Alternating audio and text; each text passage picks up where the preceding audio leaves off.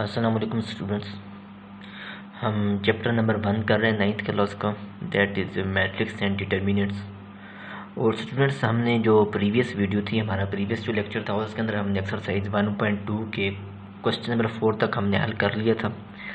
और हमने question number 5 and question number 6 को हमने क्या कर लिया था, छोड़ दिया था आज की वीडियो के लिए।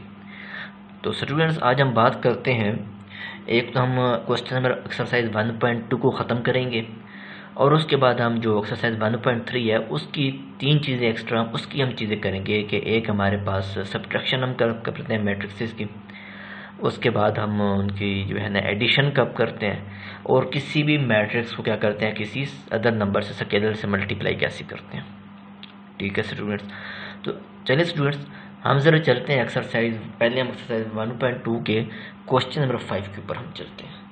तो स्टूडेंट्स, अगर आप गौर करें तो ये चीज़ आपके लिए नई है, मैं इसको इधर से क्वेश्चन के साथ ही एक्सप्लेन करने जा रहा हूँ। ठीक है, मैं अलग से इसको टॉपिक को अलग नहीं किया क्यों। ठीक है, तो स्टूडेंट्स, आपके पास मैं एक क्वेश्चन उठाने जा रहा हूँ, वो है आपके पास पार्ट नंबर है। एक तो पहली बात रिक्वायरमेंट देखें, उसने आपको ये कहा है कि आपने क्या करना है, एक आपने ट्रांसपोज फाइंड कर लेना है।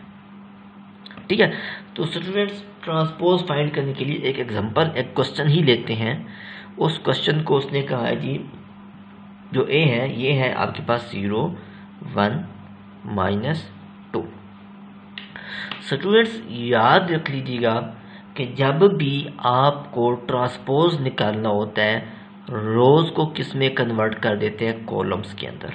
क्या कर लेते हैं, मैं इधर लिखने जा रहा हूँ ब्लू से, मैंने लिख दिया कि रोज को किस में लेके चले जाते हैं, कॉलम्स के अंदर। और स्टूडेंट्स, जो कॉलम्स होते हैं उसको किस में लेके चले जाते हैं, रोज। तो ये हमारे पास क्या बन जाता है, ट्रांसपोज ऑफ मैट्रिक्स, जिसको मैं क्या करने जा रहा हूँ, बॉक्स करने जा रहा हूँ। ठीक है स्टूडेंट्स, तो चलिए स्टूडेंट्स, अगर हम गौर करते हैं इस पार्ट नंबर 1 के ऊपर जो हमारे पास क्वेश्चन है, तो हमारे पास स्टूडेंट्स पहली बात, अगर आपसे मैं पूछूं थोड़ा सा प्रीवियस कॉन्सेप्ट्स के ऊपर, ज़रा एक्सरसाइज पूरी पिछली का रिव्यू कराऊं, तो सबसे पहले देखकर ये आपके पास कौन सा मैट्रिक्स बन रहा है, कॉलम मैट्रिक्स बन रहा है। अगर आपसे इसी का ऑर्डर पूछा जाए तो कौन सा बन रहा है, आपके पास 3 रोज है और 1 कॉलम है। ठीक है, कौन क्या मैट्रिक ऑर्डर हमारे पास क्या बन जाएगा, 3x1 बन जाएगा। तो आज की जो हमारी रिक्वायरमेंट है वो हमारे पास क्या है, वो ट्रांसपोज निकालना है। तो ट्रांसपोज निकालने के लिए स्टूडेंट्स याद रख लीजिएगा कि एक तो आपने ट्रांसपोज निकालना है तो इसके ऊपर आपने छोटा टी लिखना है। ठीक है, और उसको ट्रांसपोज में कन्वर्ट कर देना है। कैसे, 0 एक आपके पास क्या चीज़ है, कॉलम, कॉलम को अंदर मैंने किस तरह रो में कन्वर्ट कर देता, 1 आगे चला जाएगा और -2 इधर चलेगा। तो ये किस में कन्वर्ट हो चुका है, आपके पास रो में कन्वर्ट हो चुका है। इट्स मीन ये आपके पास क्या निकल आ चुका है, ट्रांसपोज निकल चुका है। ठीक है स्टूडेंट्स, आपके पास पार्ट नंबर बी देखें, पार्ट नंबर बी इस फॉर्म में दिया गया आपके पास, इसको आपने सिंपल पार्ट क्या कहते हैं कि ऊपर वाली पोजीशन में दोबारा कॉलम की पोजीशन में लेके जाना है। ठीक है स्टूडेंट्स, मैं आपके पास एक पार्ट लेके आ रहा हूँ, वो है आपके पास part number C. Part number C को स्टूडेंट्स अगर आप देखें बुक के ऊपर, तो वो है आपके पास 1 2 2 -1 एंड 3 0। स्टूडेंट्स, ट्रांसपोज निकालने के लिए मैंने आपको अभी कहा है कि रोज को कॉलम्स में कन्वर्ट कर देना है, और कॉलम्स को रोज में एक फार्मूला अप्लाई, रोज को कॉलम में करेंगे ऑटोमेटिकली कॉलम्स किस में चले जाएंगे, वो रोज में चले जाएंगे। ठीक है ना, अब जो मर्जी रूल अपना लें। देखिए स्टूडेंट्स, आपको मैंने क्या कि रोज को कॉलम में, सबसे पहले तो देखते हैं कि रोज हैं किधर। एक हमारे पास स्टूडेंट्स रो आपके पास ये बन रही है, दूसरी स्टूडेंट्स रो आपके पास R2 बन रही है, और तीसरी रो को स्टूडेंट्स मैंने R3 का है। अब रोज को क्या आपने करना है, कॉलम्स के अंदर लेके चले जाना है, 1 और 2 किधर चला जाएगा, कॉलम बन जाएगा। अच्छा, रो 2 है, इसको देखो 2 तो कॉलम में कितना बनेगा, -1 बन जाएगा। और स्टूडेंट्स आगे बात करें तो आपके पास 3 एंड 0 रो थी, तो बस क्या कॉलम क्या बन जाएगा, 3 एंड 0। ये स्टूडेंट्स आपके पास क्या निकला है, ट्रांसपोज निकल चुका है। तो इन अदर वर्ड स्टूडेंट्स, आपको मैं एक और फार्मूला बताऊं, एक और चीज़ आपको बताऊं, अगर आपसे पास MCQs या आपसे कंसेप्चुअल क्वेश्चन पूछा जाए तो इसका ऑर्डर लिखें ज़रा। मेरे पास ऑर्डर क्या बन रहा है, इसका ऑर्डर बन रहा है 3x2। और स्टूडेंट्स, जो हमने ट्रांसपोज निकाला है, इसका अगर आप ऑर्डर फाइंड करें तो रोज 2 हैं और कॉलम्स 3 है। इसका मतलब स्टूडेंट्स ये हुआ कि आपके पास जो भी मैट्रिक्स होगा, अगर उसका ऑर्डर उल्टा कर देंगे तो क्या बन जाएगा, वो आपके पास ट्रांसपोज बन जाएगा। समझ आ गई बात की। चलिए आगे स्टूडेंट्स हम जो पार्ट करने जा रहे हैं वो है पार्ट हमारे पास, हम एक पार्ट ले लेते हैं, ई ले लेते हैं।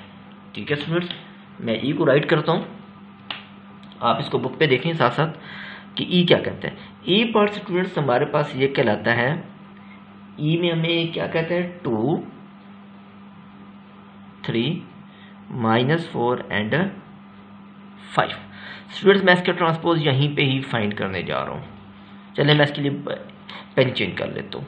तो स्टूडेंट्स ई का ट्रांसपोज अगर आपको फाइंड करना पड़े तो कैसे फाइंड करेंगे, देखिए 2 और 3 एक रो है तो किस में चली जाएगी, कॉलम के अंदर, और अगली जो रो है -4 ये 5 कॉलम के अंदर चली जाएगी। तो ये क्या बन जाएगा हमारे पास, एक इसका ट्रांसपोज हमारे पास निकला है।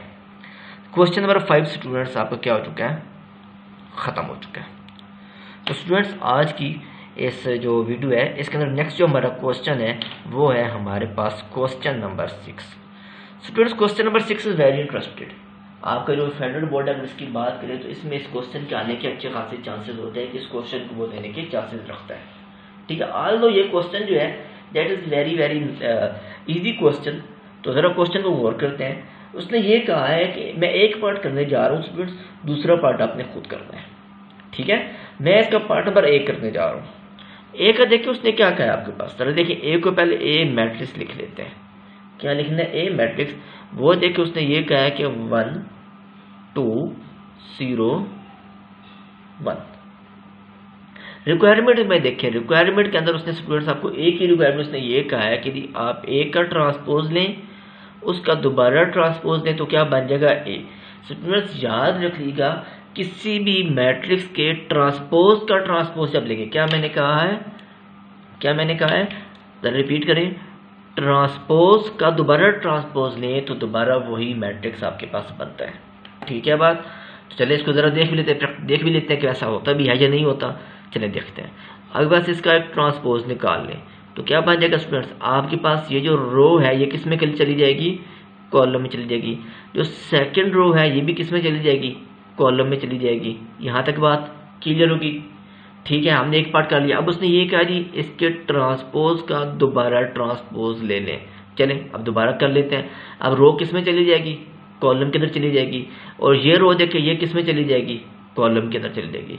स्टूडेंट्स अगर आप गौर जरा करें तो आपके पास जो इनिशियल मैट्रिक्स था ए, देखें ये और ये मैट्रिक्स दोनों क्या हैं, वो सेम हो चुके हैं।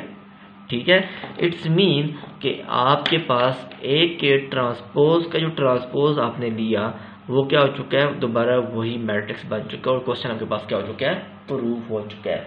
तो स्टूडेंट्स यहाँ पे आके जो आपके पास पार्ट नंबर बी जो है वो आपने खुद करना होगा। ठीक है, यूर सेल्फ मैं यहाँ पे लिखने जा रहा हूँ, सेम टू सेम है स्टूडेंट्स। ठीक है, अच्छा इसके बाद स्टूडेंट्स हमारी जो एक्सरसाइज 1.2 है ये हमारे पास क्या होती है, आके ख़त्म होती है। नेक्स्ट स्टूडेंट्स इस वीडियो का जो पार्ट है हमारा, जो हमारी एक्सरसाइज 1.3 है, हमने उसके लिए कुछ बुनियादी जो बातें हैं, बेसिक्स जो बातें हैं, हमने चीज़ें जो है वो हमने समझनी है। ठीक है, क्योंकि जो अगली वीडियो जो होगी हमारे पास एक्सरसाइज 1.3 की ही होगी। ठीक है स्टूडेंट्स, तो स्टूडेंट्स इसके अंदर जो आपके पास जो सबसे पहले आपके पास चीज़ें जो पहले मैं बताने जा रहा हूँ वो स्टूडेंट्स ये है कि आपने एडिशन ऑफ मैट्रिक्स कैसे करनी है और कब करनी है। क्या मैंने कहा है, एडिशन ऑफ मैट्रिक्स कैसे करनी है और कब करनी है। स्टूडेंट्स आपको मैं एक एग्जांपल से लेके चलता हूँ। ठीक है, वो एग्जांपल क्या है, एक अपने पास ही एग्जांपल लिख लेता हूँ, या आपकी बुक के अंदर भी एग्जांपल शायद ये मेंशन है।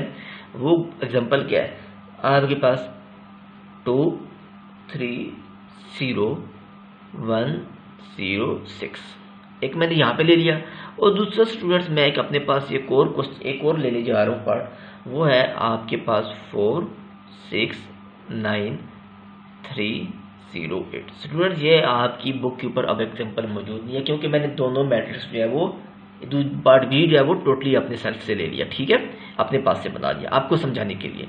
स्टूडेंट्स एक बार याद रख लीजिएगा, एडिशन सिर्फ और सिर्फ उस वक्त करते हैं जब आपके दोनों मैट्रिक्स का ऑर्डर सेम हो।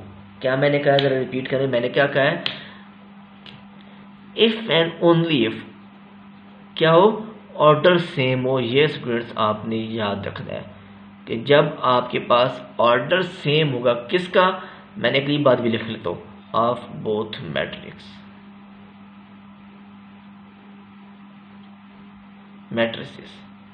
ठीक है, क्या जब दोनों मैट्रिसेस का ऑर्डर सेम होगा तो वो क्या बन जाएंगे, they will be comfortable for addition.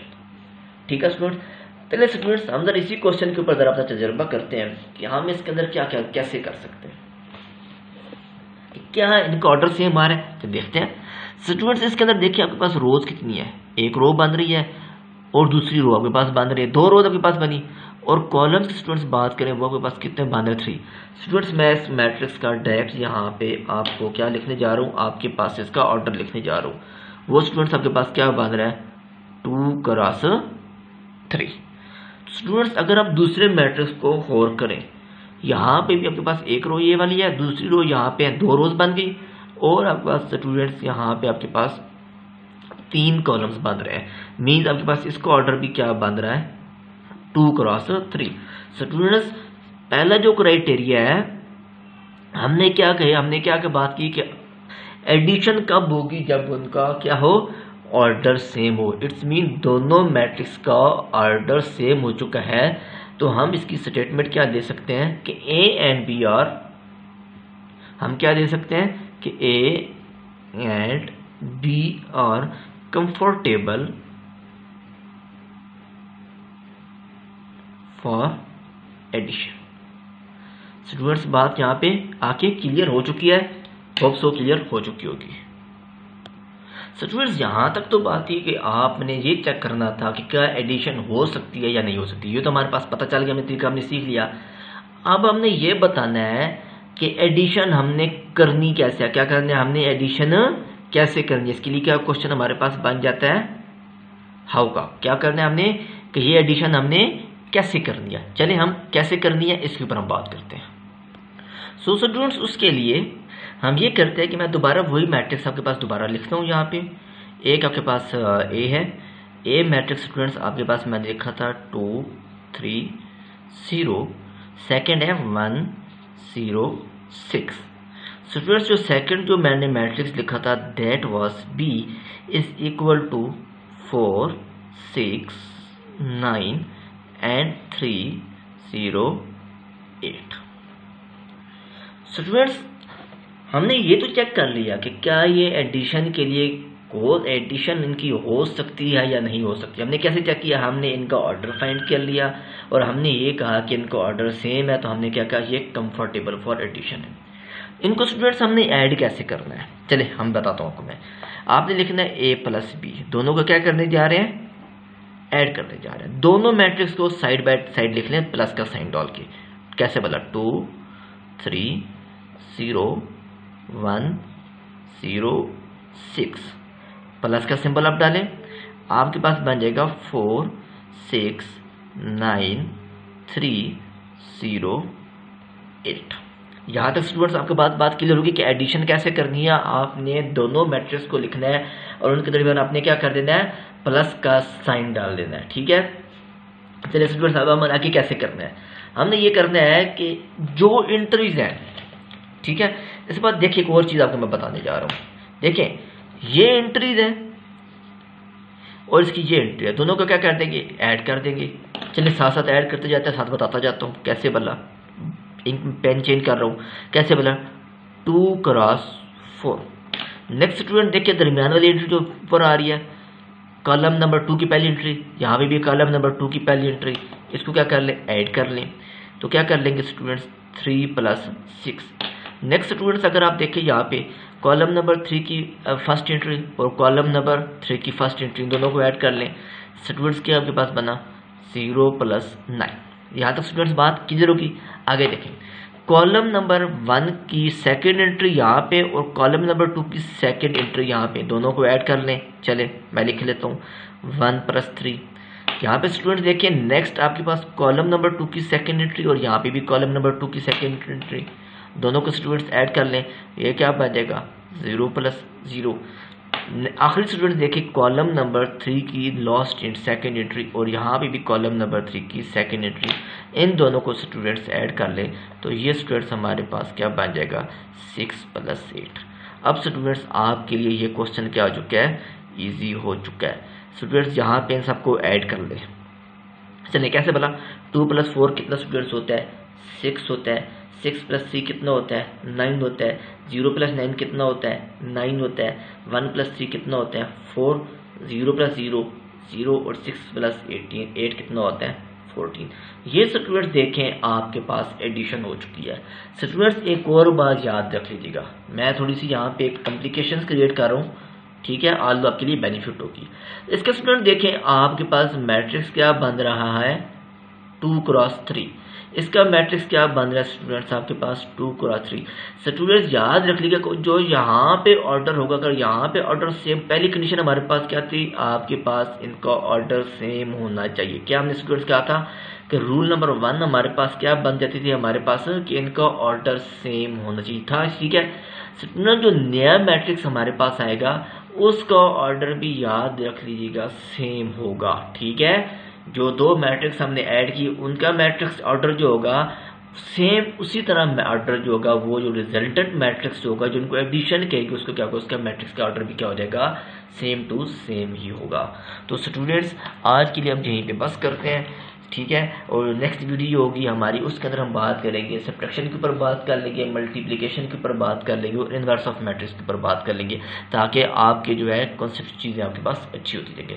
Thank you so much students. और इसके अलावा अगर आपको ये मेरी वीडियो पसंद आई है, आपको अच्छी तरह समझ आई है, तो आपने इसको लाजमी लाइक और सब्सक्राइब करना है, ताकि जो आपके पास आने वाला जो वीडियो होगी वो आपको मिल जाए। Thank you so much students.